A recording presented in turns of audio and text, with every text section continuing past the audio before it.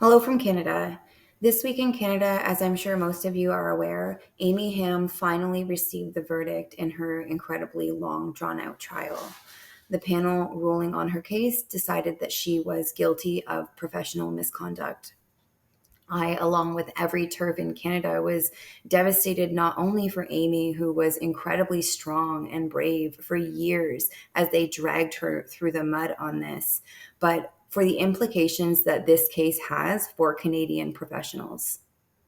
As much as there are a million things that I could say, I will instead read from the article that Amy Hamm wrote for the National Post, which was on the front page this morning, March 18th. I'm not going to read the entire article, of course, but I highly recommend reading it in full.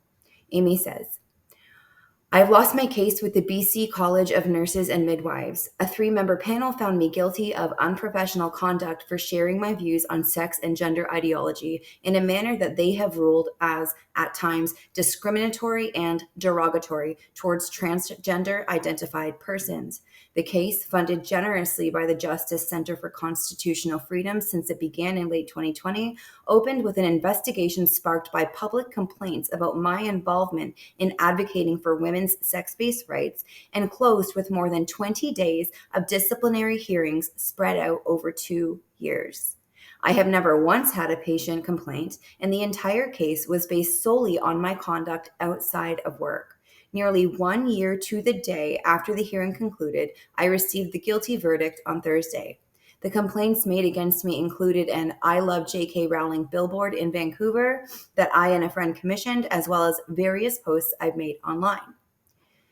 In the interest of time, I'm not going to read the whole article, but I do want to skip to the last paragraph where Amy states, I stand proudly in defense of the truth, and I lament and denounce a profession that has been subverted by a quasi-religious metaphysical belief system that infringes upon the rights of women and girls and harms youth.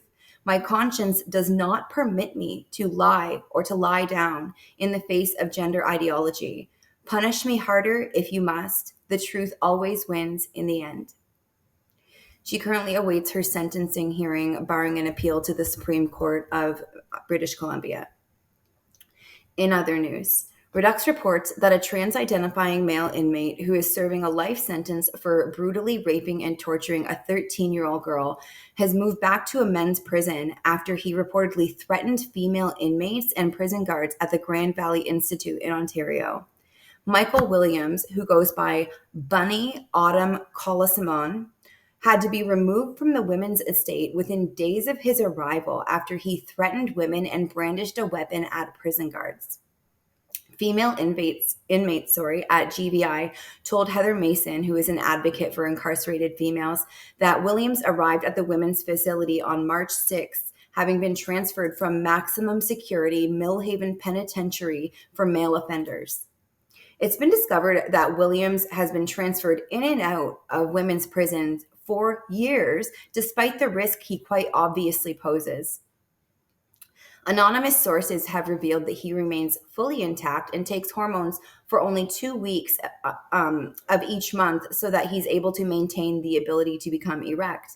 It's also been reported that he was coaching other male inmates while at the men's prison on how to claim a transgender identity in order to be transferred to a women's prison.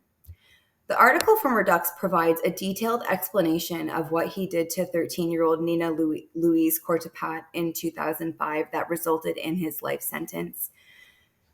This man is an animal, and the idea of him being given access to more victims is truly sickening. I'm incredibly glad to see him being moved back to a men's prison, but I cannot fathom how he has repeatedly been allowed to be moved back and forth from women's prisons. The lack of concern for female inmates in Canada is astounding. And that's all I have for you today. Thank you.